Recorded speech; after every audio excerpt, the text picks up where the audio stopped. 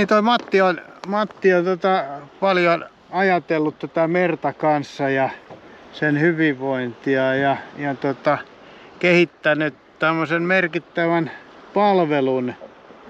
Huviveneessä isommissa kaikissa niin on tämmönen septisäiliö, jonne niistä vessoista kerätään kaikki mustat vedet. Ja sitten kun se säiliö täyttyy, niin se pitää jonnekin tyhjentää. Ja nythän on jo monta kymmentä vuotta Suomessa ollut kielletty päästää sitä vesistöä. Sen takia on tällaisia septiasemia pitkin poikin rannikkoa ja sisävesiä. Ja sitten mä sain idean, että mä kerään nää tällaiseen karttapalveluun, septit.net.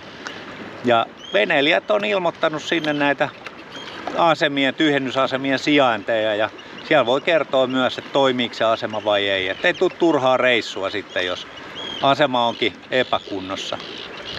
Ja käyttäjiä on mukavasti, että joka kesä tulee lisää uusia, jotka saa avun sieltä.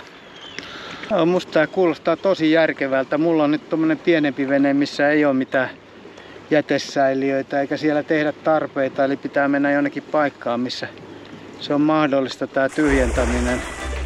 Täältä löytyy puusee. Paskaaks tässä? Olen antiseptinen. No, ehkä ei. Älä aja paskarinkiä. Pursuamme kakkautta. Ei siis rakkautta. No, ystäväni Matti antoi tämmöisen listan mulle ja mun pitäisi valita näistä teksti omaan teepaitaani.